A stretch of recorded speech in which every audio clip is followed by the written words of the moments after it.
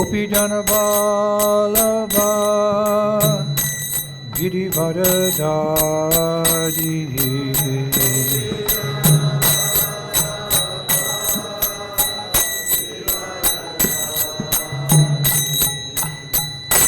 Gopi Jana Vallabha Girivardhari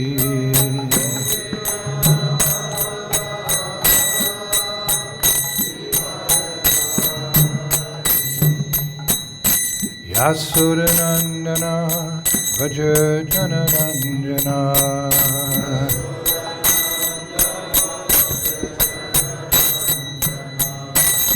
Yasuranandana Vajajanarandana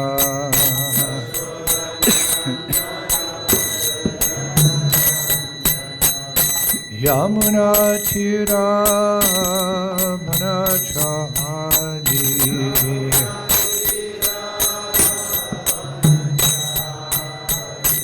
Yamuna Tira Manachari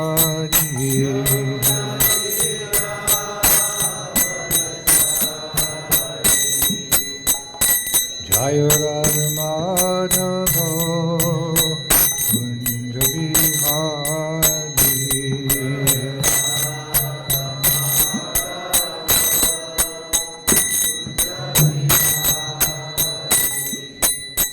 Jaya Radha Madhava Kunja Bihari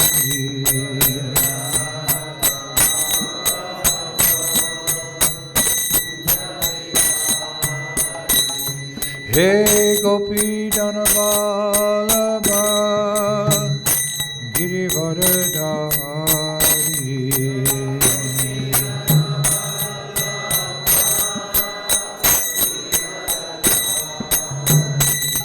Hey Gopi Jana Vallabha Girivardhari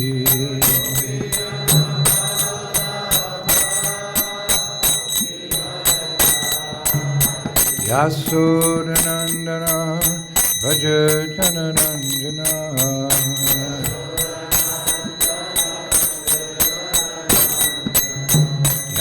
Yasuranandana Vajajanarandana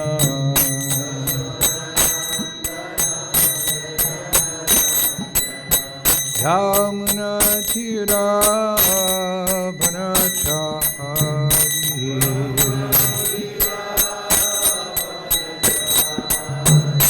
Yamuna Tira Banachari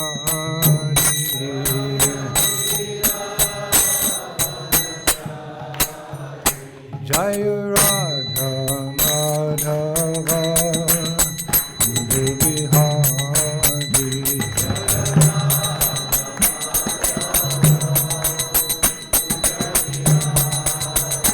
Jaya Radha Madhava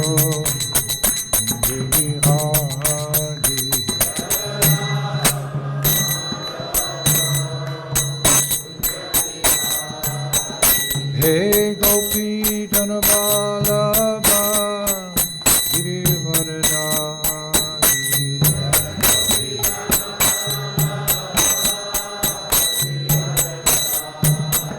Hey Gopi Jana Vallabha Girivardhari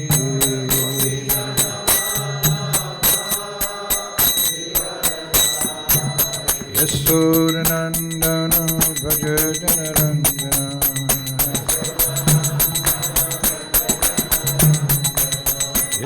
Yasuranandana Vajajanarandana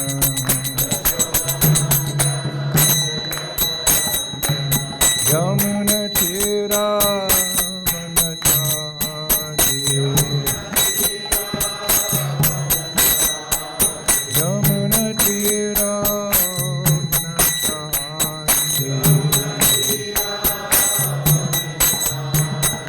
Jaya Radha Madhava Girivardhari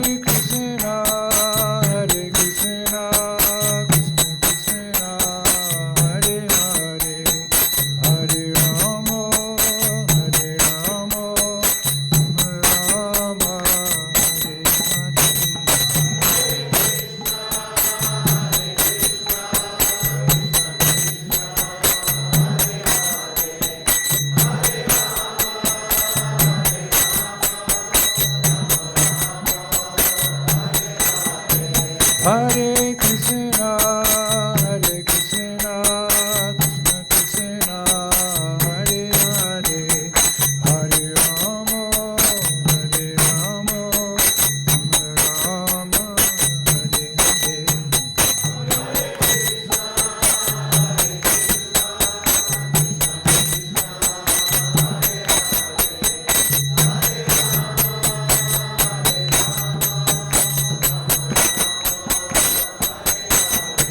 Hare Krishna, Hare Krishna, Krishna Krishna, Hare Hare, Hare Rama, Hare Rama, Rama Rama, Hare Hare.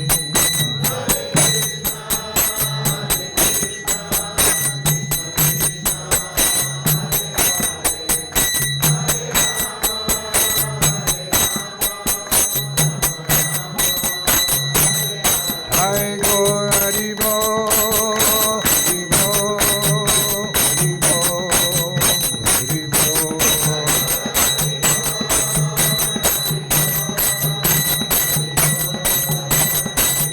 Jai Gaur Hari Bol, Hari Bol, Hari Bol, Hari Bol.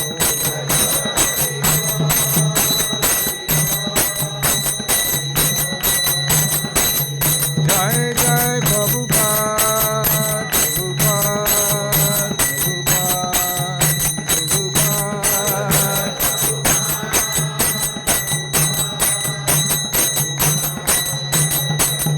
Jai Jai Prabhupada, Prabhupada, Prabhupada, Prabhupada.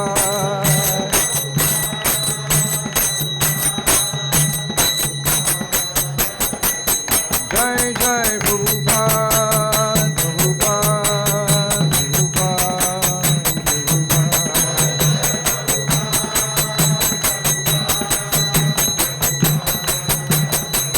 Jai Jai Prabhupada, Prabhupada, Prabhupada.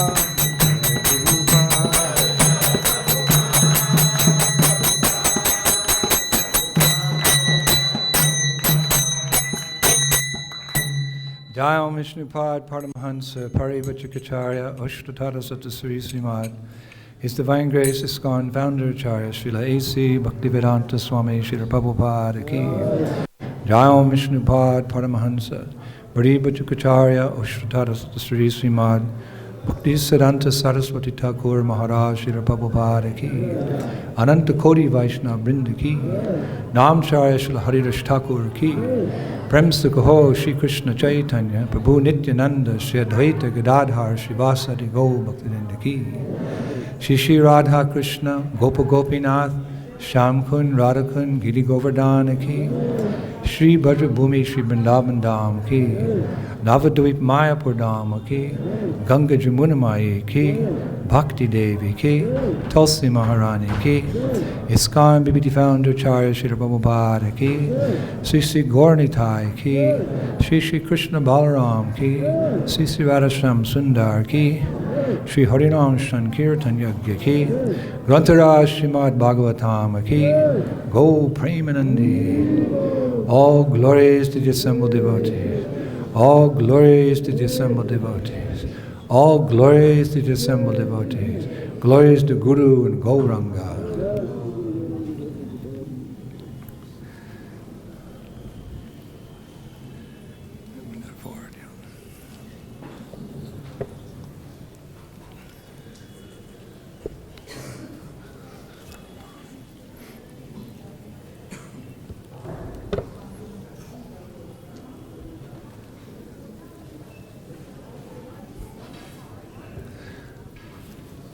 Hare Krishna, everyone. This morning we're reading from Srimad Bhagavatam, Grantaraj, the king of all Shastra scriptures, Srimad Bhagavatam. Canto 6, Chapter 5, entitled Narada Muni cursed by Prajāpati Dakṣa. Okay. Text 23. Om Namo Bhagavate Vasudevaya.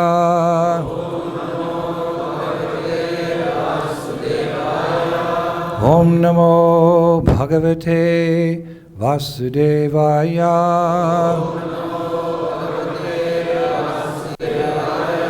Om Namo Bhagavate Vasudevaya.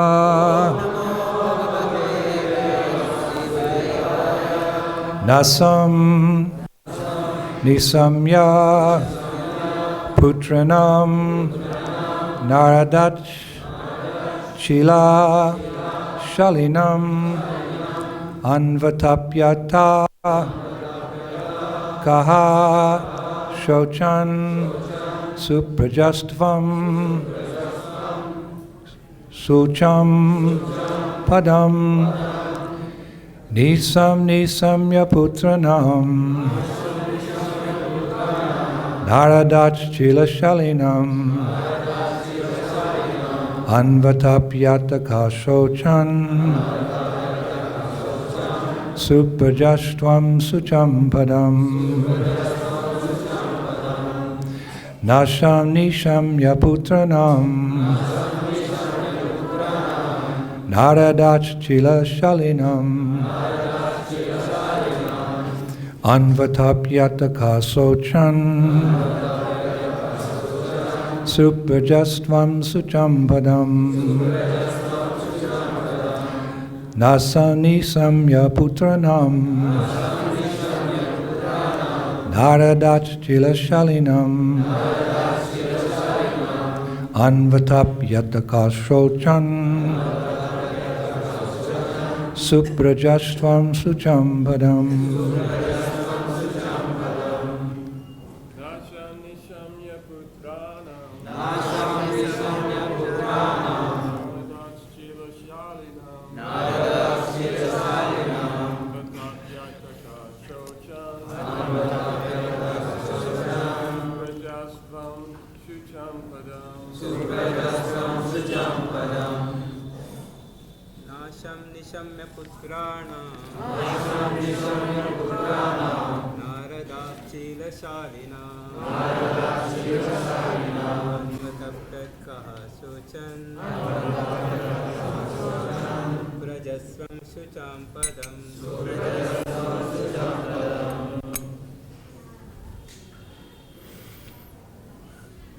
Ladies,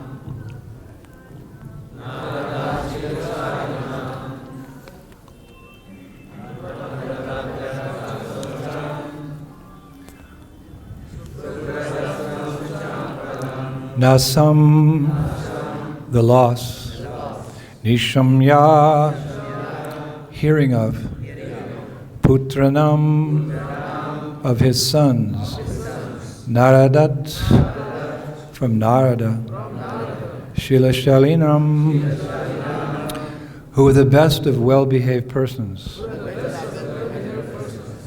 Anvatapyata, suffered, Kaha Prajāpati Dakṣa, Shochan, lamenting,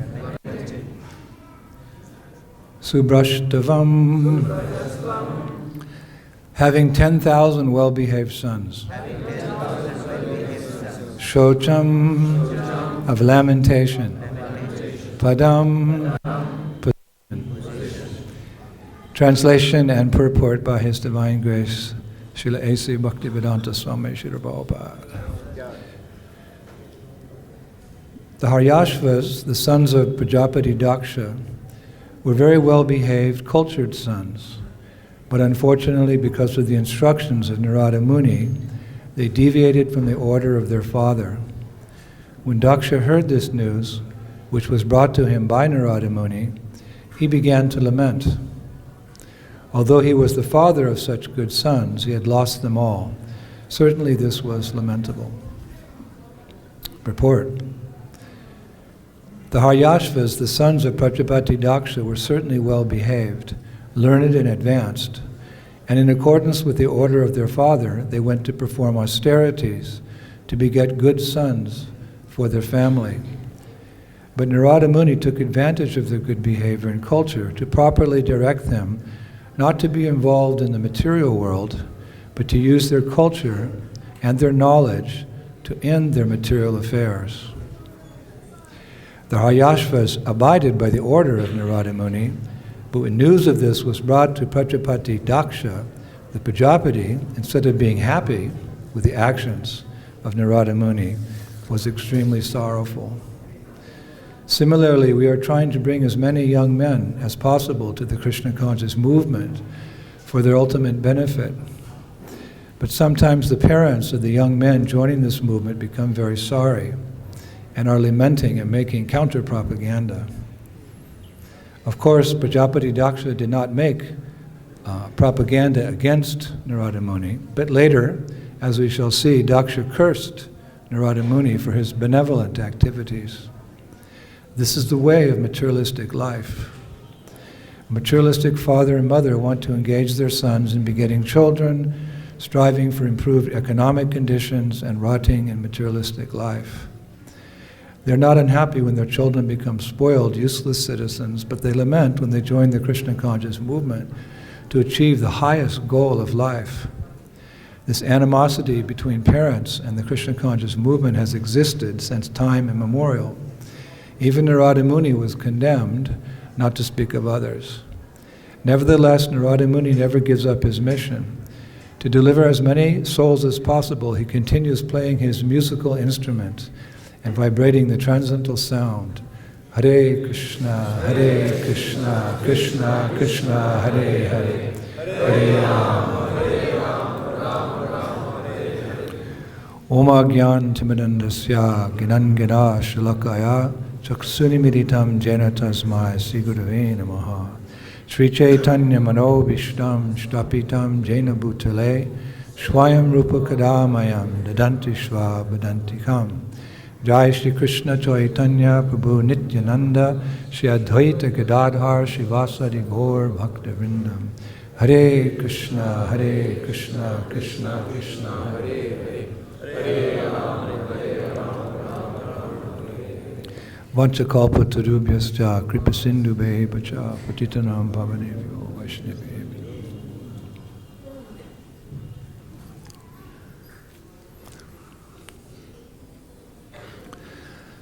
So this is, of course, a very interesting verse and purport, especially the purport, because here we see Srila Prabhupada doing something a little unusual in his commentaries. He's sharing with us a personal experience and some of his personal realizations.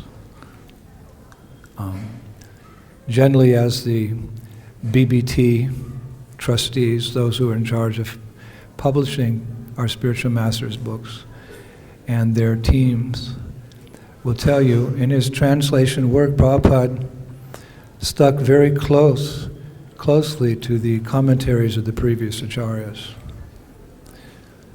Actually, Prabhupada's purports were more or less summaries of the previous acharyas, like Sridhar Swami, the first commentator on Srimad Bhagavatam 1,000 years ago, Vishwanath Chakravarti Thakur, Srila Bhaktivinoda Thakur, or his own Guru Maharaj, Bhaktisiddhanta Saraswati Thakur. Prabhupada traveled with their books. In those days, there were no computers. So in order to write his purports, he would carry the commentaries of all these acharyas in one big suitcase, very big suitcase, very heavy. Prabhupada's luggage was always overweight, but not with nonsensical things that had been picked up here and there, but with the real treasure house of love of God, these shastras, these scriptures, which were pregnant with transcendental knowledge. I know because one time I had to carry that suitcase. In London, I flew with Prabhupada from New York to London, and somehow or other that suitcase went missing. So when we got to London airport, Prabhupada requested that I stay behind and try to find the suitcase. And I was a little upset. I didn't express it to Srila Prabhupada. That wouldn't be possible because Prabhupada was going to the temple. There would be a grand reception, you can imagine, and I'd heard that the Beatles were going to be there. John Lennon and Paul McCartney, Ringo Starr, George Harrison. So I had a mixed motive. I wanted to see the Beatles and see how they responded to the association of my spiritual master. But Prabhupada said, no, you stay and you wait for the suitcase, because Prabhupada was, one of his main contributions to spreading the Krishna conscious movement was these books. This movement is founded on this shastra. This is what gives our movement authority. It's founded in the ancient scriptures of India. The commentaries of these great realized souls, acharyas. So everybody left, and I waited 2 hours. Finally that suitcase came. And I was a young man. I was 20 years old and healthy and strong, and I looked at that suitcase and you suitcase, because of you, I'm going to miss, my spiritual master's class and the kirtan, and I heard that Jamuna Devi was cooking the feast, and the Beatles. So I took that suitcase and I tried to lift it. I could hardly lift it. So I called for a porter, and he put the suitcase on this, trolley, thank you. And took it to the taxi, and it was raining out. By this time it was evening, it was dark, and put it in the taxi, and I was sitting kind of grumpy in the back seat, and the taxi driver, he looked back, he said, young man, is everything okay? I said, no. I missed my spiritual master's class. He said, what's a spiritual master? So we had a nice conversation. The Lord takes advantage of these things. All the way to the temple, and this was Seven Bury Place. This is our first temple in London. When I got there, I took the suitcase out of the car and literally dragged it to the door of the temple and came in, and when I came in, the devotees were all sitting around their plates of prasadam, which were finished. There were paper plates, so you could see the devotees' fingers streaking through the plate where the ghee was. And I walked in, and everyone looked at me, and I said, oh, Prabhu, is there any prasadam left? Oh, no, but it was really good. That's the best feast Jamuna Devi ever cooked. I said, there's not even one? No, sorry, we didn't know you were coming. Oh. And I was tired. It was a long flight, and I'd had to wait, and hadn't showered. And so I said, okay, can someone help me take this suitcase upstairs to Prabhupada's room? Oh, Prabhu, we're too full. We can't walk. Oh, we can't move. And I said, oh, really? Oh, sorry, Prabhu. So where's Prabhupada's room? So Prabhupada's room was on the third or fourth story. And in those old London buildings, everything's very small and the old buildings in England. So the steps were like really steep and very small steps. So, I took that suitcase and step by step, I dragged it up 4 stories. And by the time I got to that, I was just reeling. And then I saw that there was a brass plaque, and it said, His Divine Grace, Srila A.C. Bhaktivedanta Swami Prabhupada. So I concluded this is my spiritual master's room. So being tired and, being neophyte, I just opened the door. And I dragged the suitcase in backwards. I should have knocked, waited for the reply and come in, but I was a boy, naive. And as I'm dragging the suitcase into Prabhupada's room, I hear someone say, "Watch out! You're going to bump into Srila Prabhupada." So I turned around, and there was Prabhupada standing in his Daksha. He was about to take his massage. And, Prabhupada was not very tall. In diminution, he was small. But when I turned around, he looked gigantic. Just his countenance, his aura, it seemed like he was illuminated. He was shining and a smile on his face. And I immediately fell down at his lotus feet. And I started, saying my pranam mantra, Namo Vishnu Padaya Krishna Vishtaya Bhuttale Srimati Bhaktivedanta Swami. And Prabhupada's feet didn't move. They stayed there. And all of a sudden, whack, on my back, Prabhupada slapped me. And he hit me really hard.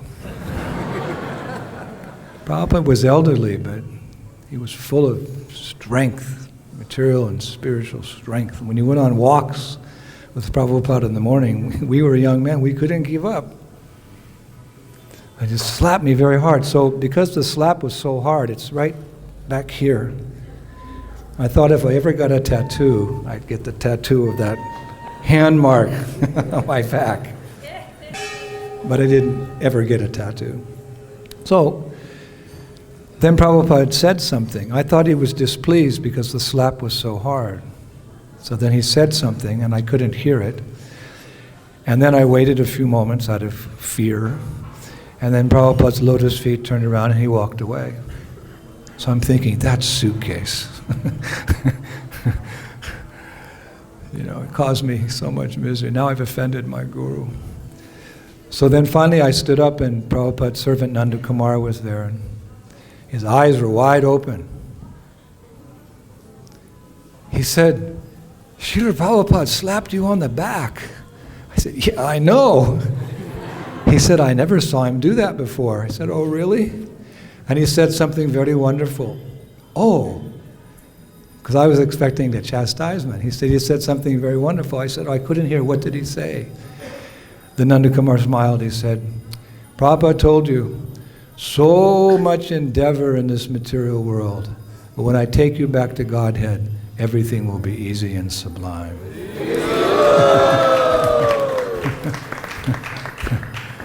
So I thanked the suitcase. All that endeavor. Prabhupada was referring, obviously he could see that suitcase. He knew how heavy it was and how much it had taken as a single man to bring it to the... And for that insignificant service, he slapped me on the back and acknowledged that this material world is a difficult place, but when he takes all of us back to the spiritual world, everything will be easy and sublime.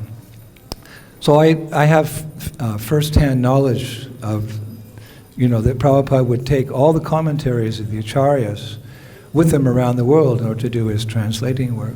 And he would stick to those commentaries. When he would read the verse, then he would read several commentaries, he would summarize them, but very rarely he would put something personal in.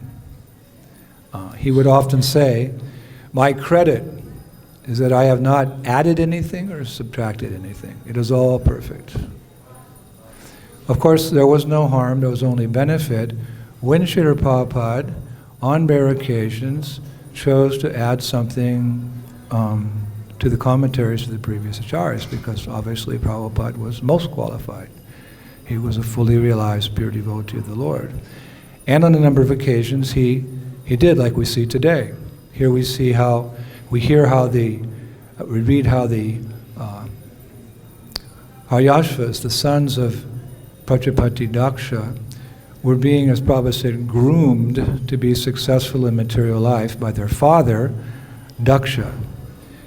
But Narada Muni, that transcendental personality who travels throughout both worlds, the material world and the spiritual world, and while in the material world tries to reclaim fallen conditioned souls, he happened to meet those boys as they were off to college, and he turned their attention to the absolute truth.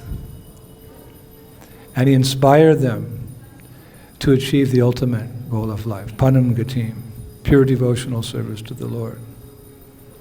So they gave up their material ambitions and they became devotees. And as a result, being the parent, Daksha, not understanding the value of becoming a devotee of the Lord, that one fulfills all one's desires, one's deeper spiritual desires, one fulfills the mission of human form of life, he was very upset with Narada Muni. So Prabhupada writes in the purport, again, this is something very personal, very topical. Prabhupada writes, similarly, we are trying to bring as many young men and women as possible to the Krishna conscious movement for their ultimate benefit. But the parents of the young men joining this movement, being very sorry, are lamenting and making counter propaganda. So, special. I mean, when we read these things, for us it's a glimpse into Prabhupada's heart, some personal experience, some personal realization. We like it when he does that. And by Prabhupada's making personal comments or contributions to these purports, this is not unprecedented. For example, Srila Vishwanath Chakravarti Thakur, in his commentary in Bhakti Rasamrita Sindhu 294, he also does the same thing. He was also using the commentaries of previous acharyas, but of course he gave many of his own elaborate realizations and purports. But in that particular verse in what is now the Nectar of Devotion, Vishwanath Chakravarti Thakur wrote about a group of so-called Gaudiya Vaishnava devotees who at the time, this is the 1700s, were saying, there's no need to follow many rules and regulations. You just imitate the perfected souls and you will attain perfection. So Vishwanath Chakravarti Thakur, he didn't like that philosophy. We have to make advancement by sticking closely to the rules and regulations, being very disciplined, etc.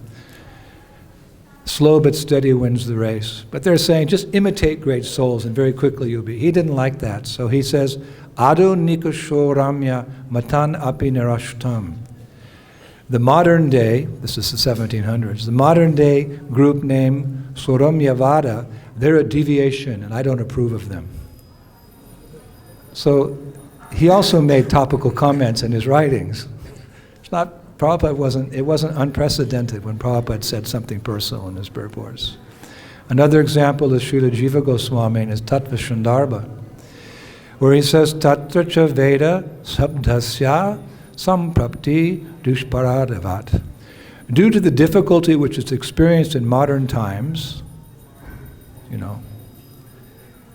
this is what, 500 years ago, in obtaining all the portions of the Vedas, and due to the difficulty one experiences in studying them, and due to the conflicting opinions of many commentaries, I say that in modern times, this is 500 years ago, we should simply meditate on the meanings of the words that are given in the Puranas and the Itihasas, which are themselves Vedic, and help one to ascertain the deeper meaning of the Vedas. In other words, you don't have to read all the Vedas. In Kali Yuga, you just read the Puranas and the Itihasas, which are in accordance with the Vedic scriptures, and you can become Krishna conscious. So he's referring to the 1400s as modern times and giving his commentary. So my point is that Prabhupada was not unprecedented what he did. When you're reading Bhagavatam, every couple months you come across something personal Prabhupada shares. It's okay, and we love it. not unprecedented. So in this particular purport, again, he's referring to the parents who are complaining about the fact that he's making many modern-day Vaishnavas in America and South America and Europe, and these boys and girls who were, generally those who joined the movement in the 60s were young people just out of high school or into college or maybe just finished college. I remember we used to think of Jayananda as an old man. Jayananda was 32 years old, and to us youngsters who were 19 and 20, 35 was really old. And Prabhupada was making mainly devotees from the younger generation. So their parents, you can understand, we take their position, they're a little concerned. They've worked so hard to raise the boys and girls and spending money on their college education, and all of a sudden they get a telephone call, Hare Krishna, Mom. You doing your homework? Yes, I'm studying Bhagavad Gita. So there was some difficulty like that, and sometimes they really complained, and there was some counter-propaganda, the anti-cult movements. It was mainly because of the parents. I remember my godbrother Haryaśvas Swami, his father was a judge, a big judge, very powerful personality, very intelligent person, very highly placed in society. And he was very proud that his son Haryaśvas Swami also displayed the same intelligence.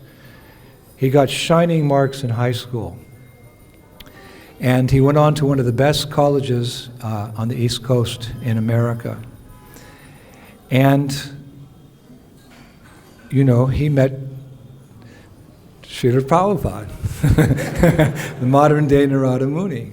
Actually, he has some interest in spiritual life, Haryaśvas Swami. Although he was a very studious student, he was really pursuing his law career, wanted to become a lawyer, wanted to become a judge like his dad. But this was the 60s, and there was a lot of interest in spiritual life. It was just a historical phenomena of those times that in America, a lot of people were spiritual seekers amongst the young. So he was also going to, different yoga studios and different lectures by different swamis who were visiting America and kind of checking them out and trying to find a spiritual master and like this. And then he saw a poster that A.C. Bhaktivedanta Swami Prabhupada was coming to Boston. So he didn't know who was Prabhupada, what was Hare Krishna, didn't know anything. He went to the hall to hear the lecture, and he sat in the front seat. And after the lecture, he asked Prabhupada a question. He would always ask the swamis who came from India questions. You inquire and you see if this person is actually knowledgeable. This person can actually guide me on the spiritual path to perfection. So every swami, he'd raise his hand, he asked Prabhupada a question about, am I God? Something like that. Prabhupada gave a very strong answer, and Giriraj Maharaj accepted it. And then that was that. And then Prabhupada left. And Giriraj Maharaj kept searching, but in the back of his mind he kept thinking, that was a special Swami. So eventually he gave up his studies and he joined the Boston Temple. And next time Prabhupada came to America and visited Boston, Greg Teton, later to be eventually Giriraj Swami, was sitting in the front row again, shaved up and saffron. And then Prabhupada gave a lecture and Greg raised his hand. And Prabhupada said, I know you. You're the one that asked the question last year in my class in the public hall. And Maharaj said, wow, you remember me? And Prabhupada said, yes. I saw you were a very nice boy, and I prayed to Krishna that you would become a devotee.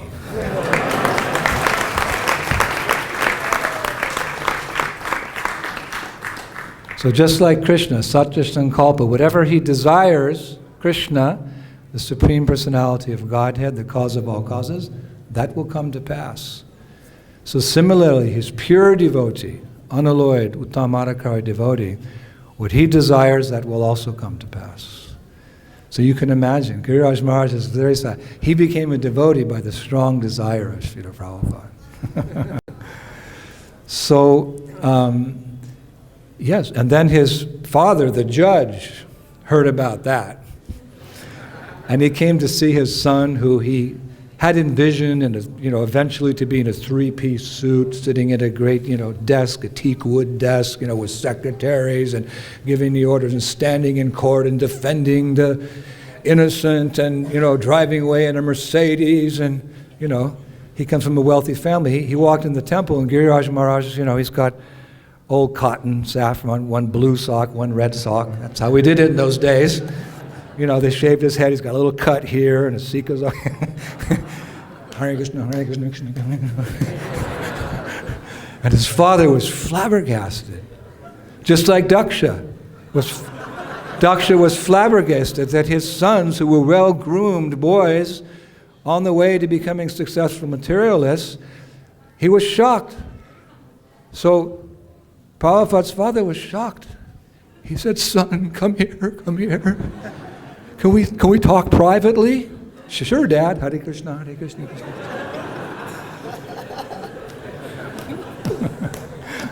So they went to a room, and his father, said, "What are you doing?" "Sarva dharmam parityajya ham tam sarva papebhyo moksha." That's Sanskrit, Dad. That means I've surrendered my life to Krishna, not Krishna, to my guru, Srila Prabhupada.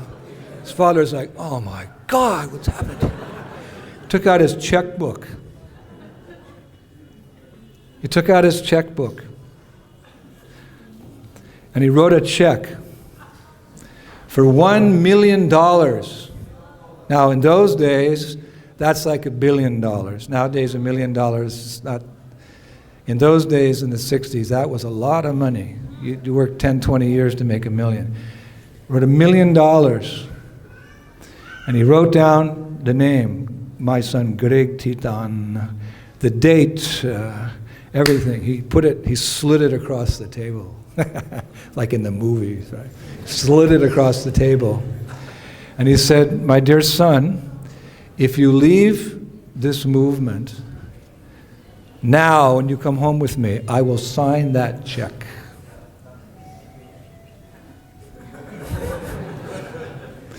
Giriraj Maharaj, Hare Krishna, Hare Krishna, Krishna Krishna.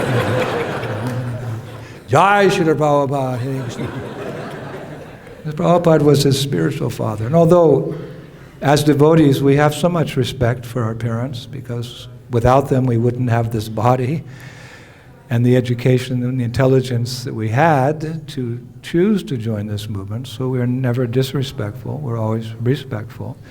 But the gift of Divyagan, transcendental knowledge by which one can become freed from the repetition of birth and death and attain the Param Gati, highest goal of life. By going back to the spiritual world, where all walking is dancing, all talking is singing, and there's a festival every day, whatever benedictions, whatever you can achieve in this world, pales in comparison to those blessings.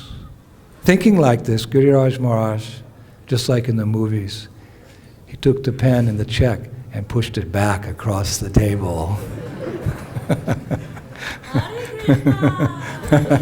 I will never leave the lotus feet of my spiritual master. His father took the check, ripped it up, put his checkbook in it, and walked out and didn't speak to his son for many, many years. Later on, of course, as Giriraj Maharaj matured in Krishna consciousness and displayed all good qualities, then his mother and father took a different attitude like that. But just to show that the similarities, as Prabhupada said, this has been going on since time immemorial. It was there. Of course, it's only out of ignorance that parents in those days, and perhaps even today, thought their children becoming devotees was a terrible thing. But as the world saw in due course of time, those children developed all the good qualities of the devatas. Titikshava kunika shuridam sharvadehinam achata shatavashanta sharva shudabhushanaha. The symptoms of a sadhu are that he is tolerant, merciful, friendly to all living entities, he has no enemies, he is peaceful, he abides by the scriptures, and sadhava sadabhushanaha. All his characteristics are sublime. Palina parichite, we judge something by the result. So this movement, Prabhupada often used to say, this is authorized, this movement. But Palina parichite, what's the proof? The proof is in the pudding. The proof is the fact that devotees do transcend their materialistic natures and do display, in due course of time, divine qualities. This is the proof. Nevertheless, and against all reason, some parents in those days, they thought the materialistic life was a better option. Even if their children were involved in all types of nonsense activities, some parents thought that was better than becoming a Hare Krishna. I remember very clearly one time, I was going on Sankirtan in Amsterdam, book distribution. It was early in the morning. It was a marathon early in the morning, so I was out early, taking a bus somewhere in Sin City, and I was sitting next to a Dutchman who was reading a newspaper. And when I sat down, he actually moved over a little bit to give me a little more room. He was respectful. And as he started reading the newspaper, he started laughing out loud, which is unusual on a bus. He's laughing, and he looked at me and he said, boy, you got to read this. You got to read this. So people are kind of looking at us. And so he handed me the newspaper. It was in Dutch. I said, sir, I don't read Dutch. He said, no, the cartoon. Look at the cartoon. So the cartoon had, 5 or 6 little boxes to it. But it was also in Dutch. So I said, I can't read it. So he said, okay, I'll read the cartoon to you. So to summarize for you, the first little box, it's a young girl coming home from school, and she comes into the living room, and her parents are watching television, and they're totally engrossed in the television, like glued. Their eyes are real big, you can see. The artists do the eye, looking at the television. So much engrossed in watching whatever it was, soap opera or something. So the girl comes in, and she says, she puts her bags down, and she says, Mom, Dad, I failed my exams. And they're like so engrossed in the TV, they hardly hear. That's okay, honey. just, the soap opera's almost over. We'll talk about it later. I failed my exams. That's okay. So the next part of the cartoon, she comes home from school the next day. She puts her bags down. Mom and Dad are watching television. Mom, Dad, I'm so frustrated in life, I started taking drugs today. That's okay, honey, we're watching TV. Just leave us alone. We will talk about it later. Next day she comes home. Puts her bags down. Mom and Dad still watching the TV. Mom, Dad, I dropped out of school. That's okay, honey. Put your bags down, we'll talk about it later. Next day she comes home. Mom, Dad, I'm pregnant. That's okay. What'd she say? I don't know what she said, but that doesn't matter.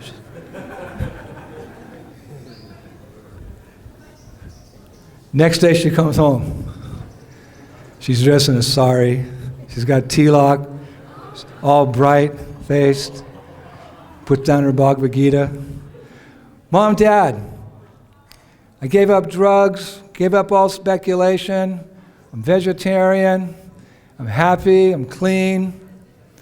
Mom and Dad, I became a Hare Krishna. So the next box, the parents, they turn around. What? What did you do? You crazy girl! They turn off the TV and they start preaching to her. So, taking the drugs, getting pregnant, giving up, but as soon as she became a Hare Krishna.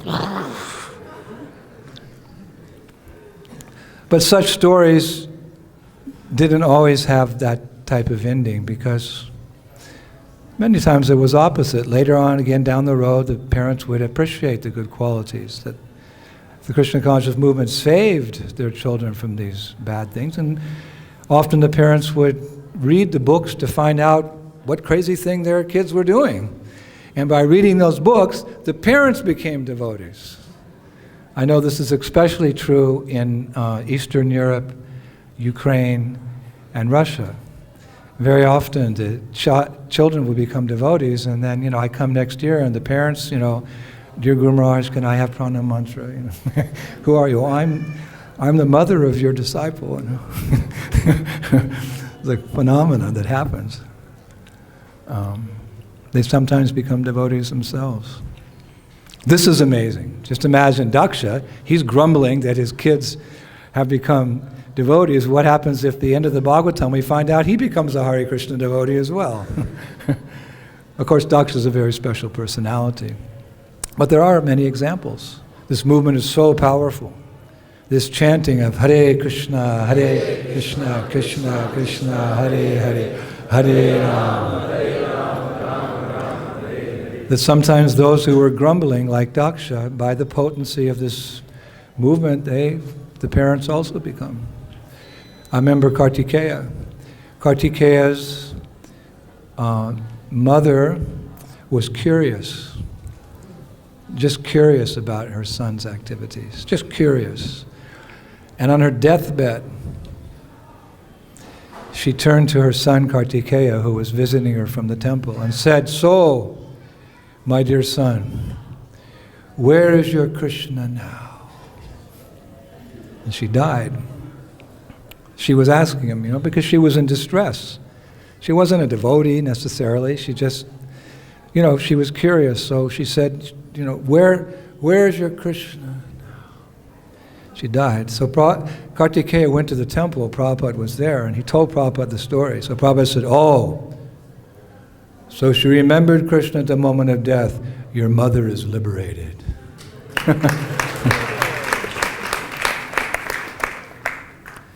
So there's other examples like that as well. Actually, since it's okay to share some personal stories, that's part of the flavor of today's class, because Prabhupada shared with us some personal realizations and experiences, and here's purport. So following in the footsteps of my Guru Maharaj, I'll share with you a very quick story, because time is coming to a close. But I'll share with you in brief the story of my mother. She was a little like Daksha, Dakshini. My mother was Phi Beta Kappa. For those of you American, you know what that means. Phi Beta Kappa, Stanford University. And my father also was, he was also very top of his class. Very intelligent parents. Sometimes my father used to say, we're so intelligent, what happened to you? You're at the beach surfing all day, why don't you get good grades and become somebody in this world? I can predict you're going to be nothing in this world. You can't do anything in this world. Yeah, that's true. Sannyas means nothing to do with this world. But I didn't understand like that, but So my mother in particular, she was very, very, very intelligent woman. And she was a scientist in the 50s. And like many scientists, she was atheist. So in my family, we didn't go to church or anything like that. It was, there were all these intellectual books around the house and philosophy and stuff like that. And of course, I never listened. I was always surfing, but and poetry, but no mention of God. Nothing. So when I came home, I didn't tell my parents that I had become a devotee. I just, after 2 years, I walked down the driveway. And I can always remember my mother's face when she opened the door, and there I was, her son, you know, like this. She said, "What happened to you?" I said, "Mom, I became a Hare Krishna devotee. I believe in God." "You what? You believe in God? Come in, son, let's have a little talk about this." And she was a very intelligent woman. And the first discussion we had, she defeated me. I had to go back to the temple. I got some doubts in my mind. I had to go to the temple president, you know. But Mom says, but Prabhupada says, temple president. And he refreshed my memory, and, you know, by philosophy, I was able to understand. You know, there's always this debate. This has also been going on since time immemorial. Does God exist? So generally, the scientists are atheists. They explain everything through cold, mechanistic laws of nature, and there's no consciousness, there's no soul, there's no God. It's like that. So, to make a long story short, every year, out of respect for my mom and dad, my father subsequently passed away, but I would always go visit my mother. And every year on my birthday, May 20th, I would send my mother through the mail or order a dozen red roses. Usually you do that on someone's birthday, but she'd say, "Why are you sending me roses on your birthday?" I said, "Mom, you did all the hard work. You know, you gave birth to me. I just came out. And you raised me, and I appreciate that." You know, so I kept a good relationship with my mother. But every time we had these heated discussions. And sometimes I got, you know, I'd just stand up, I said, "I'm leaving." She said, "No, I'm leaving." You know, we had this relationship. And one year I brought her to Europe. She was getting older and, you know, living alone and elderly. So I brought her to Europe, and she said, "Oh, I really want to come to Europe." So I brought her, and, you know, and she said, "What hotel am I staying at?" I said, "Mom, you're going to stay in the temple." She said, "Oh, no, I'm not going to do that." I said, "Yeah, you got to say, I don't have enough money." So she stayed in the temple, and then one time I brought her to our farming community in France, New Mayapur. She stayed in the chateau. She said, "At least it's a chateau." But her heart softened a little bit seeing the children, how the children were very special. You know, those who were born in devotee families, of course, it's not an ordinary birth. We don't take birth by chance. We take birth by dint of our past pious or impious activities. So our children are special. And my mom could see that. So it kind of softened her heart a little bit. And my mom loved sweets. So I was temple president. And, you know, I took all the Mahaprasadam from our Radha Krishna deities every day. You know, the Mongol sweets and the noon offering, the 4 o'clock offering in the evening, and my mom ate sweets for 14 days. She loved it. She didn't know it was Mahaprasadam. And something happened. The last day before she left, she came to my office in a sari. And she said to me, "But don't think I'm an angel." She said, "I still don't believe in God." Something was there, I could see. Something, you know, Mahaprabhu, something. But she made a sworn statement, I don't believe in God. "Okay, Mom, you know, I don't want to have this conversation again. We've had it 100 times. All right. How do I look?" "Mom, you look like an angel." "No!" So then she went back. And then some years went, and I wasn't able to go home. I was too busy in Europe. And I was in London, and my mom was about 70, I think. I got a call one day. In the meantime, you know, I sent her all the books, you know, after she left France. I sent her all the books, you know. I said, "Mom, you reading the books?" "Hell no." Sorry. I don't read those. I read Scientific American. Okay. So I sent her Gita, I sent her, you know, all the Bhagavatams, all the Chaitanya Charitamritas, you know, just hope against hope. Anyway, that's all I could do. So one evening I'm in one night, it's 2 o'clock in the morning, I'm in the office in London, Temple, and the phone rings. And I answer the phone, and it's my mom. She said, son, I need to talk to you. I said, Mom, it's 2 o'clock in the morning, you know, because sometimes Mom would drink a little, or a lot. So I said, Mom, have you been drinking? No. Mom, it's 2 o'clock in the morning. You know, you're in San Francisco and I'm in London. She said, no, but I desperately need to speak to you. I said, Mom, you can wait a couple hours. She burst out, take me to Vrindavan, she said. You have been drinking, Mom.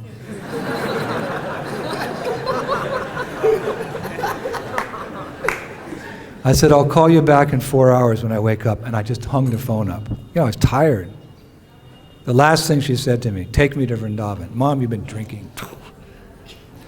So, you know, because the phone call was there, I got up late. I got up at like 5:30 or something and took a shower. And I remember, was that a dream? Mom called me. So, called her back, called the number back, and my brother answered the phone. I hadn't seen my brother in ages and ages and ages, and he didn't know anything about the Krishna conscious movement. So I said, hey, Pete, let me speak to Mom. So there was a silence. I said, Pete, let me speak to Mom. Silence. Are you still there? He said, Brian, Mom passed away a half hour ago. I said, what? Mom passed away a half hour ago. I said, no. I said, I was just speaking to her a couple hours ago. He said, yeah, I was there. You hung up on her. I said, yeah, but she wanted to speak to you desperately. I said, yeah, but then I kind of calmed down, you know, tears came to my eyes. You know, Mom, you know, human nature is there, right? We're transcendentalists, but you know. So I said, wow, I didn't know. Was there an accident? Did she slip and fall? He said, no. Mom's had cancer for the last year.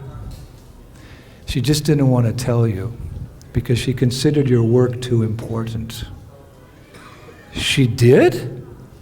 Well, I don't know what you're doing, but Mom was just praising you day after day when I came to give her palliative care to help her with her cancer. She's talking about you all the time. She didn't want to disturb you because she thought what you're doing. Yeah, but I mean, she thought what I was doing was important. I said, what's going on? I said, you know, she didn't want to disturb you. So I said, well, gosh, you know, wow, she had cancer, yeah. I said, well, did she say anything before she died? He said, yeah, Mom did say a few things. My brother said, it's a little confusing for me. He said, I was sitting with her 30 minutes ago and she turned to me and I could tell she was going to die and she said to me, Peter, don't lament for me. I'm not this body. I'm a spirit soul. And I said, wait a minute, that's the philosophy I'm following. Oh, he said, oh, well, what are you? I said, I'm practicing a spiritual tradition from India, my dear brother, and Krishna consciousness. And in our philosophy, we're not the body, we're the soul. Yeah, that's what Mom said. She looked at me and she chastised me. Don't cry for me, I'm not this body, I'm the soul. But I said, wait a minute, Mom was a scientist. She didn't believe in God. Well, you want to know what her last words were? I said, yeah. She said, don't lament for me, I'm not this body, I'm going to Krishna.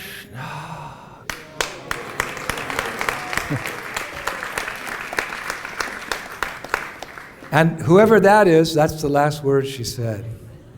So I remember the pastime with Prabhupada saying to Kartikeya, your mother's liberated, you know. So then I started crying. Not because, well, yes, because my mother had passed away, but more so because my spiritual master had somehow touched the heart of my mother. And she'd come in, so I asked my brother, I said, yeah, but how is it that Mom knew that philosophy and had that conviction that He said, well, she'd been reading the books for 1 year. I said, what books? You know all those books you mailed home all the time? We're getting all these packages with the Bhagavad Gita and the Shrimad Bhagavatam and the Chaitamamamrita. Whenever these books would come, I just tell Mom and I put them in the garage. And they were just collecting dust there, and grease. But after Mom found out she had cancer, you know, it was a shock for her. And she was trying to figure out, you know, what's life all about? And I couldn't tell her anything. I don't know, I'm just her son. So one day, Mom's in the rocking chair. He told me about 11 months ago outside, trying to think about life. And she said to me, to my brother, go out in the garage and get one of those books your brother sent home. So I went, there were so many books, so eeny, meeny, miny, mo, and I just picked up one called the Bhagavad Gita. And I gave it to Mom. There must have been something in that book because she read that book day and night. She read that book and she was particularly impressed with not the first 2 lines, but all the lines that come afterwards. I said the purports. Yeah, the purports. She said she really liked those. She said because that answered all her questions. But still she had some things she couldn't really understand. He said, I'll send you that Bhagavad Gita. It's got all these lines and little arrows going here and little comments, you know. She wore that book out. I said, really? But when she didn't understand something, you know what she did? She mailed to your tape ministry, because in those days we had the cassettes, remember? And I had a tape ministry with all my lectures, like, you know, whatever, 500, 1,000 lectures. She'd have me, you know, mail your tape ministry, like, who are you anyway, brother? And she would get these tapes, and I bought Mom a tape recorder. You know, Mom wasn't very, you know, technology, but I got her a tape recorder and headphones, and she'd sit all day long in her rocking chair listening to whatever's on those tapes, back and forth. And eventually she was just nodding her head, yes, yeah. Whatever she didn't understand in Bhagavad Gita, she listened to your lectures. So he said, I think that has something to do with her last words. I said, yes, my brother, it sure does. So that's what happened to my mom. She was a scientist, an atheist. She didn't believe. We argued the fact. But Prabhupada's purports enlightened that woman, convinced her of the superiority of this Divyagan transcendental knowledge. So I flew home for the funeral ceremony. And before we had that ceremony, I went to the funeral home because Mom was cremated. And I had $800 to pay for the cremation and so forth. So I went to the desk and I said, you know, to pay for my mother's. I wasn't here. I said, but my brother arranged, you've cremated my mom. So thank you very much, you know, for spreading her ashes over the ocean. And the man looked at me and said, oh, she said, sir, I'm so sorry. We cremated your mom, but somehow something happened. We haven't actually, you know, put her ashes in the ocean yet. He said, I'm so sorry. I know how bad you must feel. He said, look, just keep the money, keep the $800, and we'll put the ashes in the ocean tomorrow. I said, no, give me the ashes. So I had the ashes and my $800. I went to the airport, San Francisco airport. This was in Marin County. Went to the airport. There was a seat on the plane. I flew to Delhi, got in a taxi, came here, because I had a visa from previous, was still a good visa, came here, walked down to the Jamuna, walked out just low, I walked out, put a gumshoe on, walked out, had the ashes. I said, Mom, if you can hear me, I'm fulfilling your last words to me, which were, son, take me to Vrindavan. And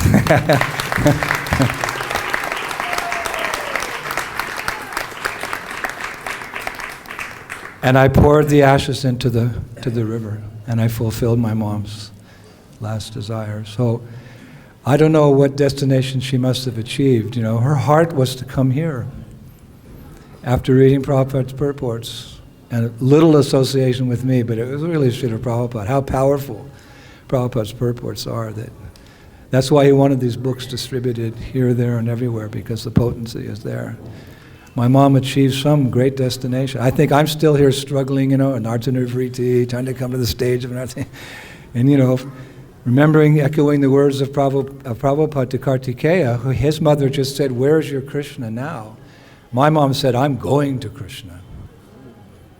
So sometimes I pray to her that, you're somewhere superior to I am. You please look down and bless me, that I can also achieve by Prabhupada's mercy the Param Gatim, the supreme destination.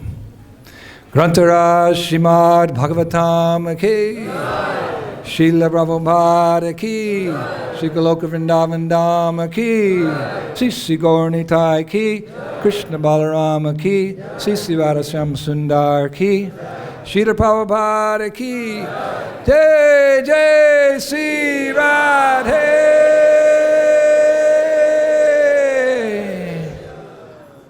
Thank you very much, Hare Krishna.